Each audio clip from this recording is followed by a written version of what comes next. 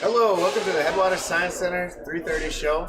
I'm Spencer Potter, and I'm going to be doing a little experiment with you. And this is something that you can do in your own house. All you're going to need is soap, corn syrup or glycerin, and straws.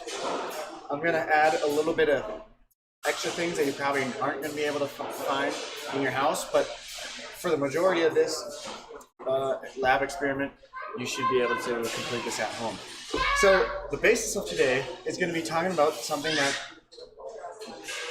me and everyone around watching have in common. What is that one thing that every single human, every single living organism has in common? It's the cell membrane. The cell membrane is around every single cell, every single living cell. The cell membrane consists of a double layer of phospholipids. So think back to your macromolecules. You have your carbohydrates, you have your proteins, you have your nucleic acids, and then you have your lipids. And that's the group that we're talking about. That's super awesome. So it's called a phospholipid bilayer. We call it a bilayer because it has two layers. It's just like we call a bicycle because it has two wheels. So what are some things that cell membranes do? Cell membranes are basically like the barrier in between the outside environment and the inside environment of our cell. It's really important that we have this barrier to help us maintain homeostasis. Homeostasis is a really important key to maintaining a stable environment inside a structure. So you could kind of think of homeostasis like the thermostat in your house. The thermostat in your house is always trying to keep it at 70 degrees or something like that. And that's maintaining a stable environment inside or temperature inside your house. So cell membranes, what do they do? You're saying that every cell in my body has a cell membrane? Yes, that's exactly what I'm saying. So obviously our skin is flexible. It doesn't, every time we move, it's not just crunching around. So it needs to be flexible. And why do I have all these bubbles and trays out here? Because that's what I'm going to use to represent a cell membrane. Obviously we can't see cell membranes with our regular eyes, but we can recreate something that has a similar construct. So a cell membrane is, like we said, is constructed of a phospholipid. So phospholipids have a hydrophilic head, and a hydrophobic tail. So they have hydrophobic tails, hydrophilic heads.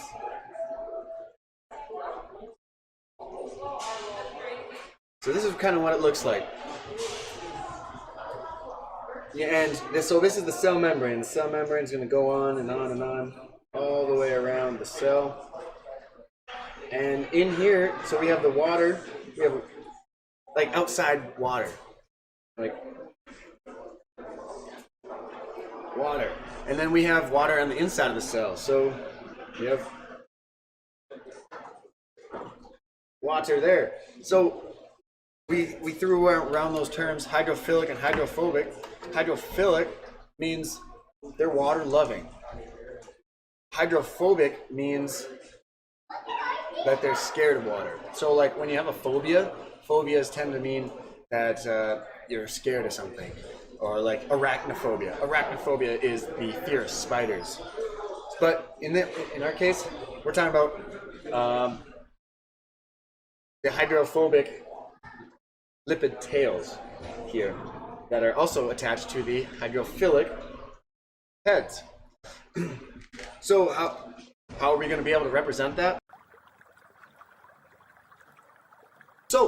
Soap is something that you use every single day, hopefully, that has the similar construct as a cell membrane.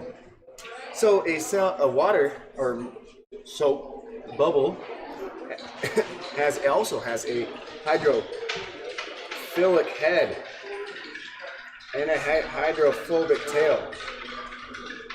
Except it's backwards. When you blow a bubble,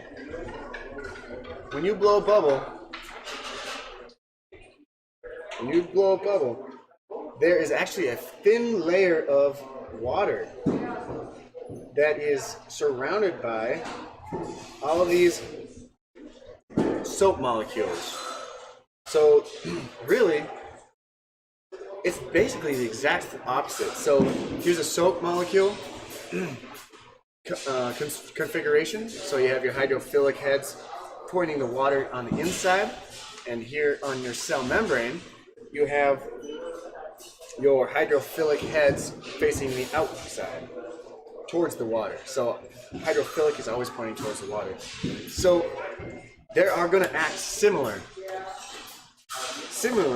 because they have similar properties, or they're similar makeup. So here's my cell membrane. I have a bubble on this. I have a plate full of bubbles here. And let's see if we can get some bubbles going.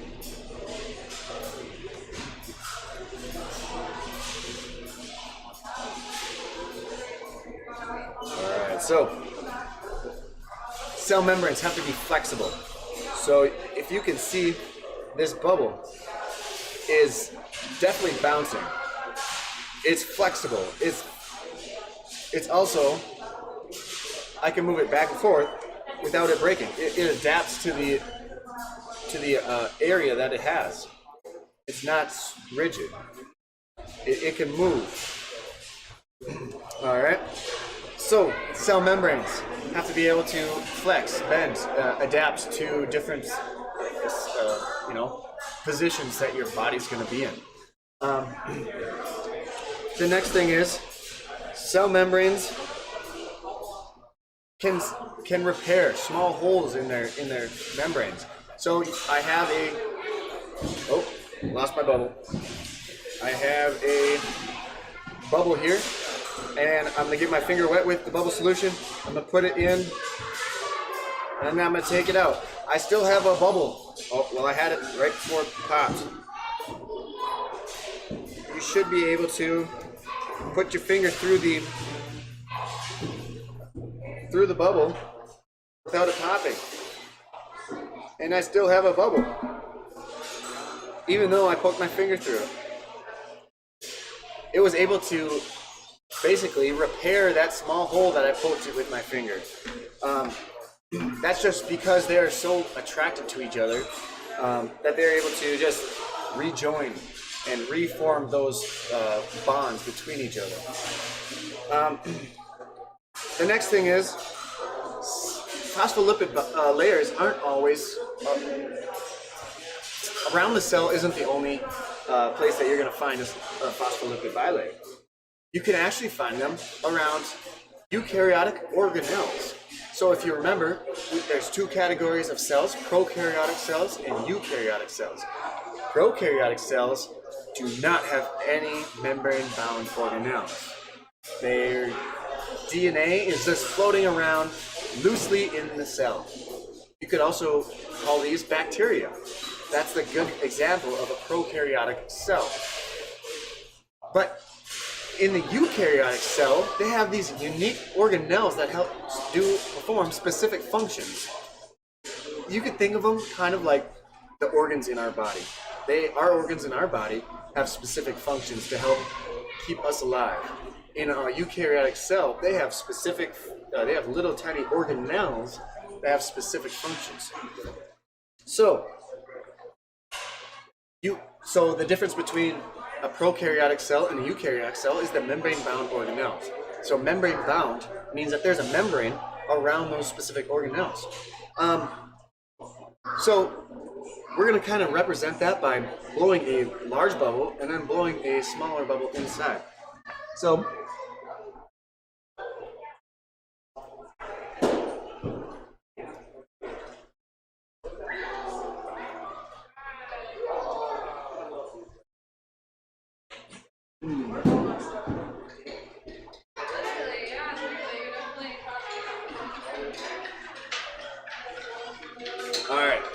hard to see, but eventually you'll get a bubble within a bubble. So again, that's representing that there's a membrane inside a membrane. And one thing that I don't think that we touched on right away is that this is a semi-permeable structure, membrane. They are basically making sure that our cells maintain homeostasis. So they're allowing some molecules that are that can pass through the cell membrane easily, such as carbon dioxide and oxygen, while other things, like larger sugars and salts, need a specific protein embedded in the cell membrane. A good way to represent this would be to get your bubble film on your tray, and you can put a string around it, a loop. You tie a little tiny thread string in a circle. You put it on there, and it'll float around. And then you pop the inside. The bubble will still be there, except for there'll be a hole inside that. I forgot my string on my thread. I don't know where it is. Maybe next time I'll remember my thread. But the other thing is that these are fluid. If you could see that. Oh, you got a thread. We have a thread. Ooh, I don't know if we'll be able to tie this. Think you'll be able to tie this? Try. See if you can try that. Tie it. So these are semi-permeable. You can see that I can drip soap through this without it popping. But yet it's not letting any air through. We can tell that it's trapping air because we can create a bubble. We can create a bubble that traps air in it. So that's a way that we can represent semi-permeable membranes. Semi-permeable means that it allows some things to move through while restricting others. So a good example that most people use very frequently would be a coffee filter. A coffee filter allows the liquids and the particles, small particles, to filter through that paper while restricting the larger granular bean chunks. So semi-permeability is something that we use more than we think. All right. It's okay if that thread doesn't work. It does work, actually. Oh, you got it? All right. So we're going to try to represent you just float it right on top. Yep. Now, got to get my bubble going.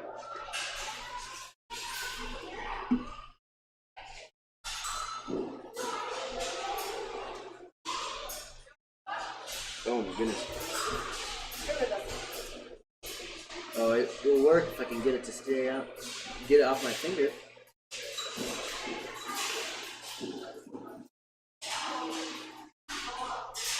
Okay, here we go. We got a little bit of it.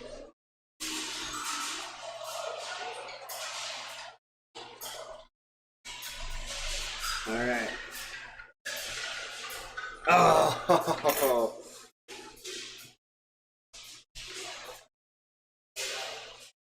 right, we'll try one more time. The thing is just. Oh.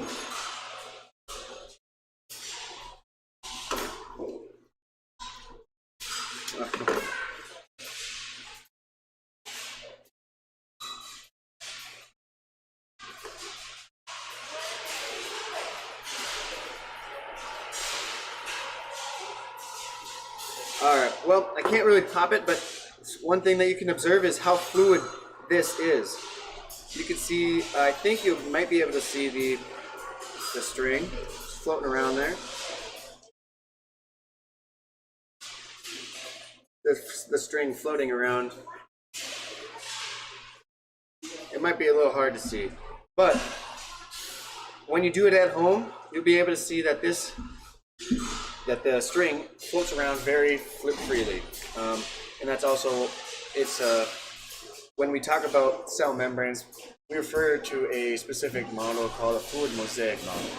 A fluid, so they call it fluid because it is. It's moving freely. Proteins in the cell membrane are floating around, drifting, and sometimes they have specific times that they come together, and sometimes they don't. But they also call it a mosaic because if you ever go to an art gallery and you look at mosaic paintings, mosaic is a conglomerate of bunches of smaller pieces. That's basically what a cell membrane is. It is a bunch of made up of a bunch of tiny other smaller phospholipids. So that's why we call it a fluid mosaic model. So this is something easy that you can do at home. All the things that I just did, you should be able to recreate in your house, in your kitchen, just by using simple dish soap, some corn syrup, and water. We just add corn syrup because it helps keep the bubble. I don't know. It doesn't.